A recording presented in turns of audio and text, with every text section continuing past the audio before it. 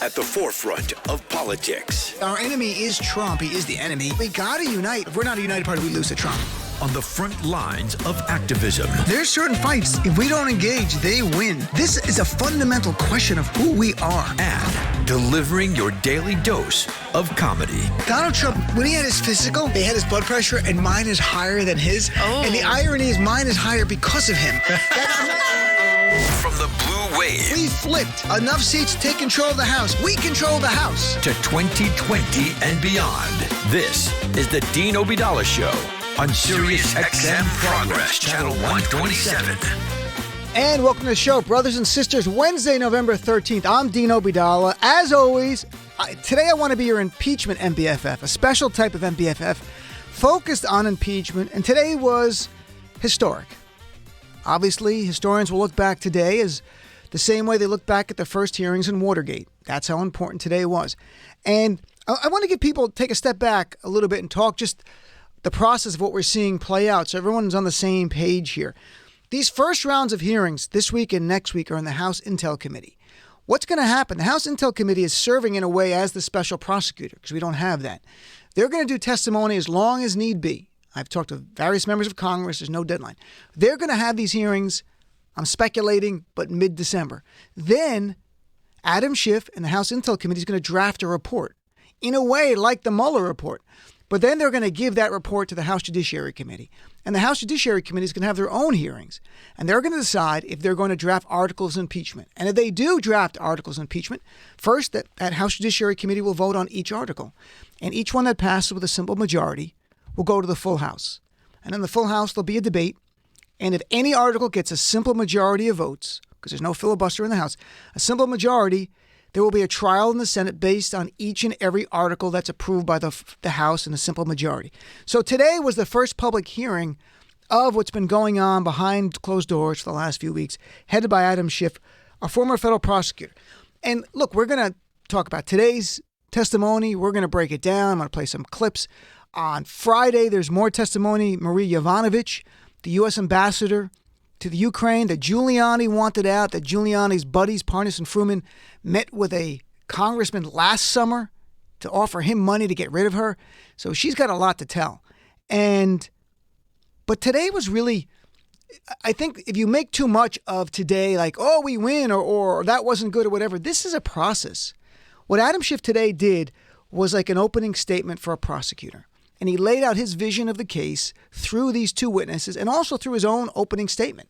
And Adam Schiff's a former federal prosecutor, served, I believe, 6 years as a federal prosecutor. Very effective. So much more effective than the Republican Devin Nunes. And that's not a partisan statement. That's objectively speaking. Devin Nunes does not have the background or the experience of Adam Schiff. So I'm very glad Adam Schiff is there to lead us to what's going on. Overall, it's very clear, and it's not a surprise. There was one piece of new evidence. We'll get to it. But it, of course, follows the testimony released of the two witnesses today, who was George Kent and Bill Taylor. So nothing surprising there. One new piece of evidence. What was interesting was watching the back and forth of the Republicans, watching the questioning to see the credibility of these witnesses. We all assess the credibility together. Right now, the jury is us. And I have to be honest, if there's going to be a chance that the Senate and 20 Republicans come over and vote to remove Donald Trump, it's not going to happen in the Senate trial. In fact, in the Senate trial for Bill Clinton, there was no live testimony. This might stun people. It was all either video testimony, pre-recorded, or based on transcripts. Those were the rules of that trial. This one could change, but if the rules don't change, this is really it, folks. It is right now here in House Judiciary. If public opinion were to swing through that, you might see enough senators, maybe, come over. But what was like today? Let me give you a top line based on not someone from CNN, not someone from MSNBC, but from a straight down the road anchor on CBS. At the very end of the hearing, I turned to them. I wanted to hear their response. And after it ended, she said, today was a devastating day for Donald Trump. Today was a devastating day for Donald Trump. And she's absolutely right. And that's objective. And it's just day one. Things are going to shift. Overall, there's no doubt. We know there was a shadow foreign policy going on, that Trump directed Rudy Giuliani and others, Mick Mulvaney, Rick Perry, Mike Pompeo on some level. His name came up. Mike Pence's name came up as well. That were all, to different degrees, involved in this. We know that, and I was really happy, Ambassador Bill Taylor brought up a point that I raised on Joy Reid's show on Sunday, and I raised on Reverend Al's show a couple of weeks ago, and in an article I've written. This is not just about a president committing corruption. This was about two other things. One, life and death, and second, national security. And Bill Taylor brought that up over and over and over. We'll play some clips. The lives of Ukrainians were at risk by withholding $400 million in military aid, which amounts to 10% of the total Ukrainian military budget. Lives of Ukrainian soldiers could have been impacted. Bill Taylor said it. As the LA Times has quantified, 25 Ukrainian soldiers died since mid-July when Trump withheld the aid through it was being released. And as Bill Taylor said, and as I've said, you cannot draw a direct line to withholding the aid and any one person dying. But what you can draw a line between is Donald Trump knowing it was a hot war. Donald Trump knowing Ukrainians were dying on the line. And Donald Trump still withheld the aid because he wanted help for his 2020 reelection. It's always about Trump. And secondly, it was made the point over and over by Bill Taylor and George Kent. It is in the United States of America, our national interest. Forget Ukraine for a second. Let's be selfish. It's in the interest of the United States of America that the Ukraine has the military support they need, that Russia knows that we're supporting them because Russia is encroaching on their territory. As we heard today, the size of the land the Russians have taken from the Ukraine equal the size of Texas. That's how much land. And they're fighting a war now on the Eastern Front, fighting Russian-backed separatists who are killing one Ukrainian a week on average. So there's a war going on. It's our national security to protect them because that is the doorway to our NATO allies in Europe. So this is where we're taking the stand right here. And Donald Trump undermined that for one reason, to help Donald Trump. It's always about Donald Trump, folks. Everything comes down to what helps him personally, not what helps the United States, not even what helps the GOP. It's what helps him personally, because this is not going to help the GOP. This is not at all helpful. So let's play some of the clips here, and I want people to hear exactly what went on, especially the new information. Today, just learned brand new information today because Bill Taylor has said his memory was refreshed by a staffer. But first of all, I'll tell you a little bit about the witnesses so you know exactly who they are, because that's how we assess their credibility. George Kent, he joined the Foreign Service in 1992, currently serves as Deputy Assistant Secretary in the European and Eurasian Bureau. He is an expert on corruption. This guy's been in Ukraine, Armenia, Georgia, Belarus. He's been working on corruption. He knows corruption. So when I play his clips talking about corruption, you might want to listen. Second, Bill Taylor, a career diplomat. He's a graduate of West Point, served in Vietnam in the 101st Airborne, and also as an officer in infantry. He has served both Republican and Democratic administrations, and he has made it very clear that both of them made it very clear they're not never Trumpers, they are nonpartisan. They're about service to the country. And the reason Bill Taylor is involved in any of this is because after the Republicans and Donald Trump got rid of Marie Yovanovitch, Mike Pompeo, as Bill Taylor testified, went to him and personally asked him to serve. And he said he debated. He paused. He wasn't sure he wanted to get involved. But Mike Pompeo pleaded with him. So there's no way this guy's a never Trumper. Pompeo pleaded with him to come back in and serve as the acting Ukrainian ambassador. So let's go through some of the testimony. I'll play some clips here. Then we'll talk. I had a bunch of clips I want to play because I want to play first what we heard from Taylor. And not going to play the arguments of the Adam Schiff or Devin Nunes or the members of Congress too much. I want you to hear from the witnesses because that's evidence. The other stuff's arguments, but I want you to hear from the witnesses so you can assess what they've said and their credibility and what are you moved by what they're saying. So first we're going to go through what Taylor said, what Kent said, and then the way they broke down the defenses raised by the Republicans from the idea of well, he released the aid, so everything's okay. Folks, just so it's 100% clear right here, and Adam Schiff made this point, the only reason Donald Trump released the aid on September 11th because September 9th, the whistleblower was released. The idea of there was a whistleblower on this phone call and something was percolating and he knew it was about to come out. So they tried to get ahead of it and stop it. Donald Trump he didn't all of a sudden become a nice guy and go, the Ukrainians need this help even though I hate them. There's also another thing here, another subtle thing, folks. Withholding aid to the Ukraine helps another country. That country is not the United States. That country is Russia. And as Nancy Pelosi said, all roads lead to Putin. And this might be another example. So let's take here's some of the testimony. Here's William Taylor, the ambassador, testifying. And I want to start with this one. It's out of order, but he's making the point why this military aid to Ukraine was so important to the Ukraine and the United States of America. Clip number 1. Ukraine is important to the security of the United States. The largest country in Europe by landmass, Ukraine is a young democracy struggling to join Europe and ally itself with the United States. It has been violently attacked by Russia, which continues its armed aggression against Ukraine to this day. If we believe in the principle of the sovereignty of nations, on which our security and the security of our friends and allies depends, if we believe that nations get to decide on their own economic, political, and security alliances, we must support Ukraine in its fight against its bullying neighbor. Russian aggression cannot stand. Republican and Democratic administrations over 3 decades have been generous with assistance funding, both civilian and military, and political support.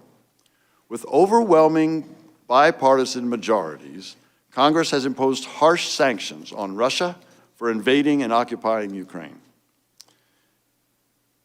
Mr. Chairman, there are 2 Ukraine stories today.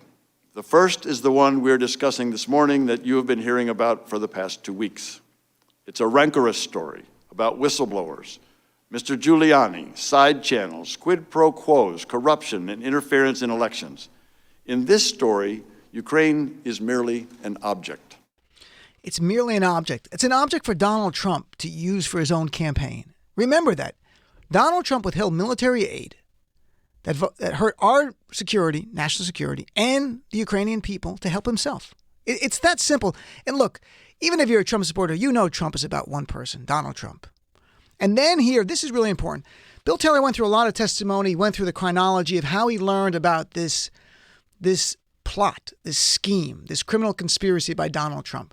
And first, he only thought it was involving Donald Trump saying, I'm not going to, unless Zelensky publicly talks about an investigation, he's not going to meet with him. Because he wanted Zelensky to talk about this investigation and Burisma and Biden. He's not going to meet.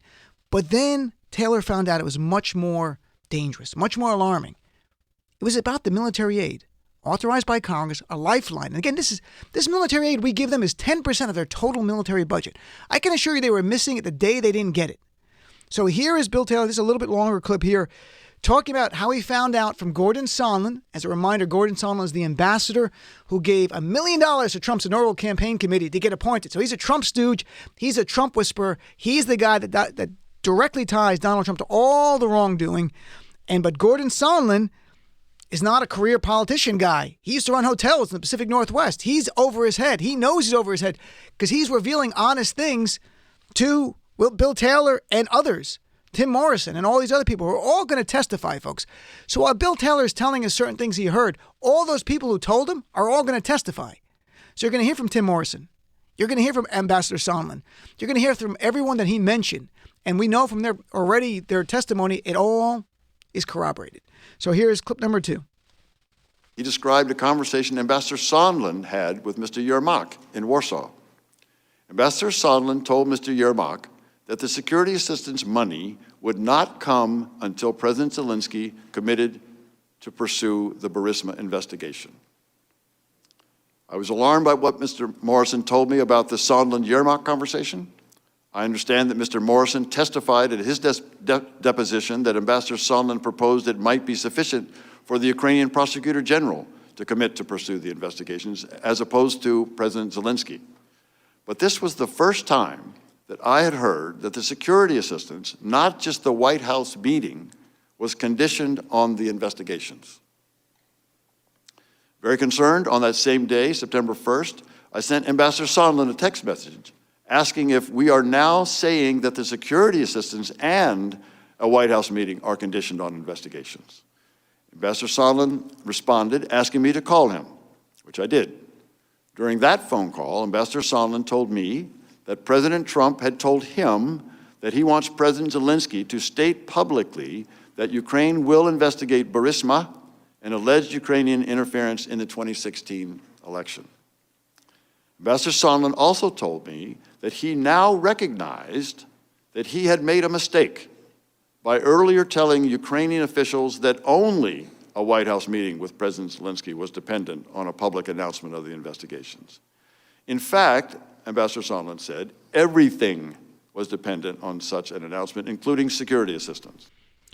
So that ended the discussion in Taylor's his mind, the idea that maybe that was just about the meeting with Trump and he announced the investigation. He found it was much worse. It's life and death and on national security. But then Bill Taylor goes on to talk about telling Mike Pompeo in early September about this. I don't think Bill Taylor knew at the time that Mike Pompeo was on the phone call on July 25th. He knew exactly what was going on. He knew why the aid was being withheld. And he tells Mike Pompeo. Pompeo apparently never gets back to him directly. And you wonder how implicated Mike Pompeo is in all of this, because he's in hiding right now. So here's clip number 3. Near the end of Ambassador Bolton's visit, I asked to meet him privately, during which I expressed to him my serious concern about the withholding of military assistance to Ukraine while the Ukrainians were defending their country from Russian aggression. Ambassador Bolton recommended that I send a first-person cable to Secretary Pompeo directly, relaying my concerns. I wrote and transmitted such a cable on August 29th, describing the folly I saw in withholding military aid to Ukraine at a time when hostilities were still active in the East and when Russia was watching closely to gauge the level of American support for the Ukrainian government. The Russians, as I said at my deposition, would love to see the humiliation of President Zelensky at the hands of the Americans. I told the Secretary that I could not and would not defend such a policy. Although I received no specific response, I heard that soon thereafter, the Secretary carried the cable with him to a meeting at the White House focused on security assistance for Ukraine. Mike Pompeo knew why the aid was being withheld and never responded. You wonder what Pompeo was up to here and how much he was just being quiet, or is he a co-conspirator on the criminal level here? Because, folks, this is bribery. This is extortion. And I mean that based on the federal statutes. That's what this is. So he went on. Here's the new information today that we learned. This was brand new that Bill Taylor did not remember during his testimony. He came back and he said that talking to staffers and that Ambassador Sondland had sent something to a staff member and, Ambassador Sondland is supposed to testify next week. So he have to answer this on TV in front of all of us. Let's hear clip number 4, please. Last Friday, a member of my staff told me of events that occurred on July 26th. While Ambassador Volker and I visited the front, this member of my staff accompanied Ambassador Sondland. Ambassador Sondland met with Mr. Yermak. Following that meeting, in the presence of my staff, at a restaurant, Ambassador Sondland called President Trump and told him of his meetings in Kyiv. The member of my staff could hear President Trump on the phone asking Ambassador Sondland about the investigations. Ambassador Sondland told President Trump the Ukrainians were ready to move forward. Following the call with President Trump, the member of my staff asked Ambassador Sondland what President Trump thought about Ukraine. Ambassador Sondland responded that President Trump cares more about the investigations of Biden, which Giuliani was pressing for. At the time I gave my deposition on October 22nd, I was not aware of this information. I'm including it here for completeness. So, unsurprising to anyone, Donald Trump told Ambassador Sondland that, at least it's the sense of Sondland, and he'll have to answer under oath next week, he was more concerned about the investigation of the Bidens. And that's the picture. The folks, it's all about Trump. What helps Donald Trump? Withholding aid to an ally doesn't matter. It's about Donald Trump. Ukrainians die, doesn't matter. It's to help Donald Trump. Hurts national security for our nation, doesn't matter. It's all about helping Donald Trump. This is all about helping Donald Trump. There's a lot more clips I have. Maybe we'll play some later. I want to go through some of the defenses later that were raised by Republicans so you can hear the way they're just taken down and decimated. It's remarkable what goes on here. One last clip I want to play where Ambassador Taylor said that it made no sense to withhold his aid. In fact, he used the term crazy. Literally, he said, this is crazy. And then Eric Swalwell asked him, the congressman, Democrat, asked him, is it not just crazy, is it also wrong? And here's clip number 6 we'll jump down to. You described in your text message exchanges that engaging in a scheme like this is, quote, crazy. Can we also agree that it's just wrong? Yes. Why is it wrong? again, our holding up of security assistance that would go to a country that is fighting aggression from Russia for no good policy reason, no good substantive reason, no good national security reason is wrong. Very clear. It's wrong. It's absolutely wrong. It's actually a crime. And we'll take a break, come back, take some calls. We'll play some clips of George Kent, the other person who was like a corruption expert, did a great job on answering questions about, was Donald Trump really trying to ferret out corruption when he talked about Hunter Biden and Joe Biden and why that actually has no basis whatsoever in reality whatsoever? Secondly, the idea that it was the Ukraine that interfered in our election in 2016, not Russia. And you have Republicans repeating that now. It was the Ukraine. Look, folks, the reason we believe Russia interfered in our election and there was an investigation is because countless U.S. intelligence agencies said that. Who has said the Ukrainians interfered in our election? Donald Trump? An article in Politico where they cite an op-ed written by a Ukrainian diplomat? That's not interference. Interference is what the Russians did. And they're trying to use the same terms. Not even close. Not in the same world. There was no attack. There was an attack by Russia on our 2016 election. An attack. A military-led attack by the GRU unit in Russia. The Ukrainians badmouthed Trump some on Facebook and on an op-ed. It's not the same. And this is what Trump is trying to do. They're trying to play this game. It's not where we stand right now is the Republicans have not much. They have to argue process. They got Jim Jordan's the best guy they have. I mean, Jim Jordan, if you sat next to him on a plane, you'd pretend you're sleeping because you don't want to have to talk to the guy. He's unbearable. He was not effective at all today. Just spoke really fast. And I speak fast, but he spoke really fast, like an auctioneer. And then you got Devin Nunes, who sounded like he was just reading Trump's tweets out loud. Just no basis in reality, debunked conspiracy theories. And if you're really trying to fight corruption, there's a way you do it. You do an institutional approach. You don't do selective prosecution of political opponents. And that's what Trump was calling for. Let's boil it down to what this is, and George Kent said that.